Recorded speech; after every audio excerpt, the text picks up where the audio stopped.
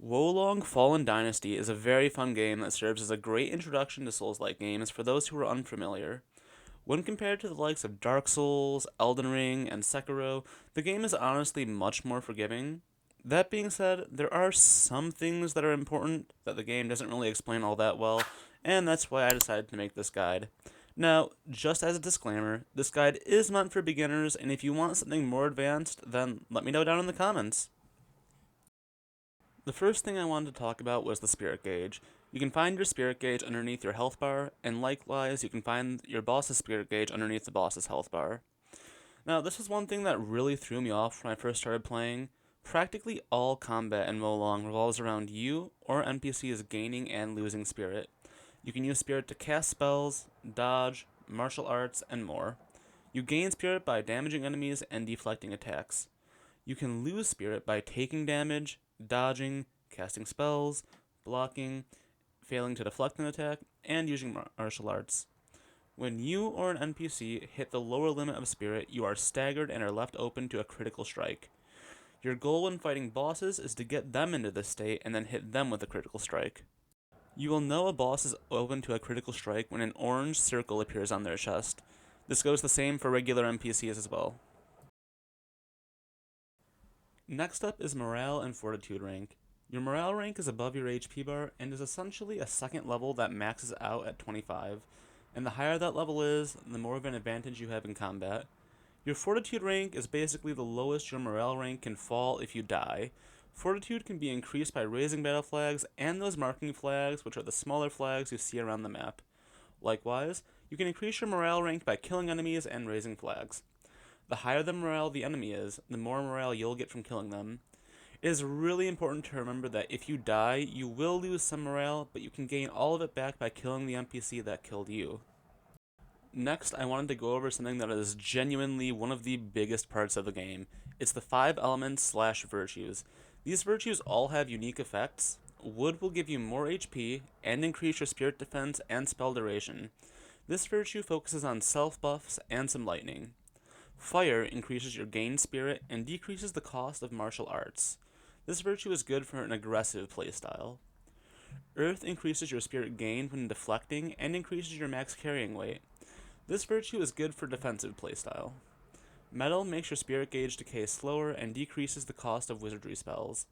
This virtue also focuses on toxin and debuffs. Lastly, water increases ranged weapon damage, your stealth stat, as well as decreases the spirit cost of deflecting. It's worth noting that increasing each virtue will all give you health. That being said, wood gives you more health than all the other ones. I recommend putting a lot of points into wood if you're a beginner player. Another important thing is that each virtue actually has a counter. For example, wood counters earth, earth counters water, water counters fire, fire counters metal, and metal counters wood. Another really important thing that I wanted to talk about are what seems to be soft caps. When you hit a soft cap on a stat, you won't stop gaining stats, but you will gain them much more slowly. Spirit defense drops off somewhere around level 45 in the wood virtue. Damage increases drop off somewhere around 30ish in earth. Spirit sustainability drops off around 10 in metal. Now, spirit consumption caps off around 50ish, but I'm not 100% sure on that one as there are multiple virtues that contribute to that. Lastly, equipment weight caps off at 35. That being said, with its bonus health, I really recommend high wood for newer players, like I stated before. On the topic of virtues, we also have to talk about spells. When leveling up, you will eventually have access to every wizardry spell.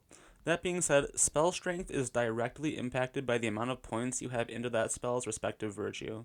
For example, if you have 50 points into fire and 5 into wood, your lightning strike will be much weaker than your fire spells. Personally, I like building for dots and debuffs, so I like combining metal and wood. Also, Absorb Vitality is a great spell for newer players as it will give them a little boost to their survivability. One more thing.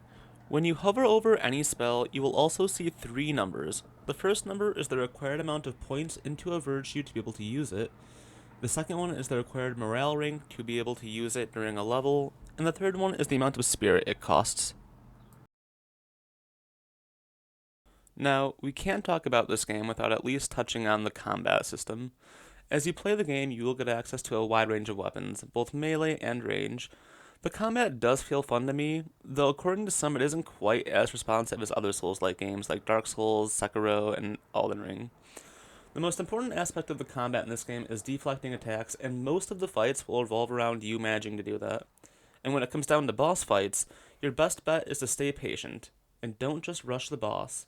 You should stay back a little bit and learn the boss's attacks and focus on deflecting. If you're able to do that, then you really shouldn't have much of an issue with a lot of the fights in the game. Lastly, I wanted to talk about equipment's bonus stats. You can hover over a piece of equipment to see what other stats it has. As you can see, this piece has shock accumulation, which reduces the amount of shock that can accumulate on you, the player. There are other bonus stats too, and once you have access to the hidden village, you can actually break down your old gear in order to obtain gems, which can then be used to infuse your actual gear with any stat you want, making for some really interesting possibilities with builds.